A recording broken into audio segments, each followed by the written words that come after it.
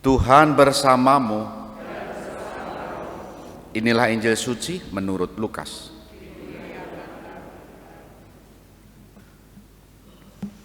Sekali peristiwa, setelah Yesus mengusir setan, beberapa orang berkata, "Ia mengusir dengan kuasa Beelzebul, kepala setan." Ada pula yang mencoba dia dan meminta tanda dari surga. Tetapi Yesus tahu pikiran mereka lalu berkata, "Setiap kerajaan yang terpecah belah pasti runtuh. Jika iblis juga terbagi-bagi dan melawan diri sendiri, bagaimana mungkin kerajaannya dapat bertahan? Sebab kalian berkata bahwa aku mengusir setan dengan kuasa Beelzebul. Dengan kuasa apa para pengikutmu mengusir setan? Sebab itu merekalah yang akan menjadi hakimu. Tetapi jika aku mengusir setan dengan kuasa Allah, maka sesungguhnya kerajaan Allah sudah datang kepadamu. Bila seseorang yang kuat dan bersenjata lengkap menjaga rumahnya, maka amanlah segala miliknya. Tetapi jika seorang yang lebih kuat menyerang dan mengalahkannya, maka orang itu akan merampas perlengkapan senjata yang diandalkannya dan akan membagi-bagikan rampasannya. Barang siapa tidak bersama aku, ia melawan daku. Dan barang siapa tidak berkumpul bersama aku, ia mencerai-beraikan. Bila roh jahat keluar dari manusia, ia mengembara di tempat-tempat tandus mencari perhentian, dan karena tidak mendapatnya ia berkata, "Aku mau kembali ke rumah yang telah kutinggalkan." Maka pergilah ia dan mendapati rumah itu bersih, tersapu dan rapih teratur. Lalu ia keluar dan mengajak 7 roh lain yang lebih jahat daripadanya. Lalu mereka masuk dan tinggal di situ.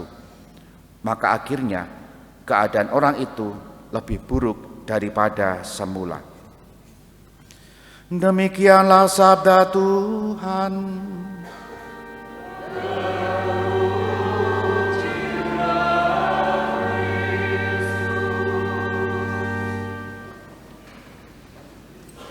Saudari-saudara yang dikasihi Tuhan,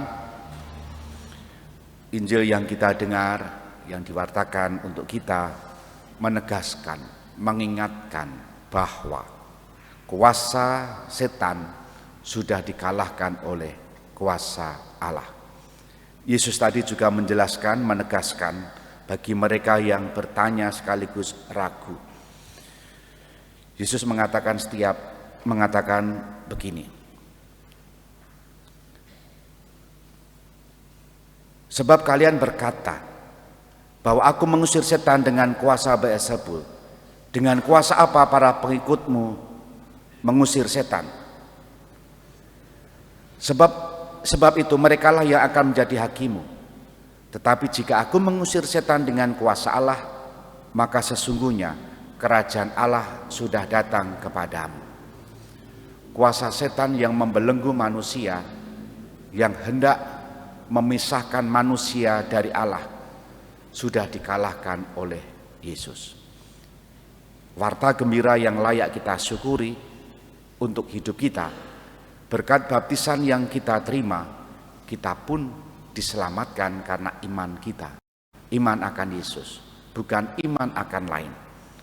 Hal yang sama juga kita mendengarkan apa yang ditulis oleh Santo Paulus dalam bacaan pertama, bahwa yang membuat kita selamat itu bukan mentaati hukum Taurat, tetapi karena iman, sebagaimana Abraham memilikinya. Ia memiliki iman akan Allah dan karenanya selamatan itu diterimanya. Maka 2 bacaan hari ini kalau kita renungkan untuk hidup kita, kurang lebih begini. Meskipun kita sudah dikuasai oleh Allah, tidak berarti bahwa kita terbebaskan dari kuasa setan. Kuasa setan itu terus mencari kelemahan manusia, menggoda manusia untuk terus berpisah dari Allah dan juga sesamanya. Maka kalau hari ini kita bersama dengan gereja, kebetulan tanggal 7 Oktober ini Pesta Maria Bunda Ratu Rosario, itu menjadi bekal rohani. Kita tahu bahwa devosi yang paling laku, paling laris dalam gereja Katolik adalah rosario. Bahkan devosi terhadap Santo Santa pelindung paroki, lingkungan, wilayah atau nama baptis sendiri kadangkala terabaikan. Tapi yang namanya devosi kepada Bunda Maria, utamanya rosario, itu semerintil. Bahkan lingkungan-lingkungan sudah semangat nih bulan Oktober ini mengadakan ziarah, lalu rosario di tempat-tempat tertentu, tentu di beberapa tempat ziarah. Meskipun nanti plusnya ngakunya healing di pantai atau di mana, padahal yang dipikir ya healingnya itu. Rosario, ziarah itu mengaksesoris pelengkap. Bahkan pergi hari Minggu mengabaikan misa mingguan karena yang dipikir adalah piknik bareng lingkungan. Wih, penyakit. Tapi ya nggak apa-apa karena ya setahun sekali ya Oktober, dipahami. Nah, rosario ini membekali kita doa yang tak kunjung putus. Bahkan bukan hanya bulan Oktober maupun bulan Mei, tapi setiap hari pun kalau kita menggunakan rosario ini melindungi kita. Dan dalam sejarahnya pada abad ke-15, devosi atau doa rosario ini melindungi juga dari peperangan. Maka kita, konteks hidup kita yang masih mengembara ini melindungi kita juga dari peperangan rohani yang masih bergumul dengan kedosaan kita. Serangan setan yang kita sendiri tidak tahu, tetapi justru kita ketahui dari akibat-akibatnya. Kedosaan, kegelisahan yang timbul dari tindakan-tindakan dosa.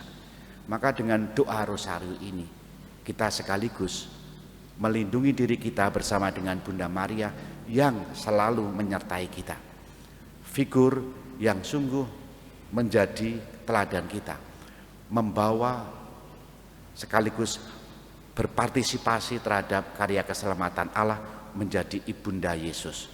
Moga-moga dengan begitu devosi kita kepada Bunda Maria makin dikuatkan sekaligus melindungi kita supaya kita berperang secara rohani terhadap kekuatan-kekuatan setan yang seringkali masih mengancam gereja dan kita sendiri.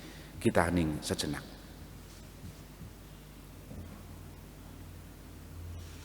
Dimuliakanlah Yesus yang dulu hidup, sekarang dan selama-lamanya. Amin.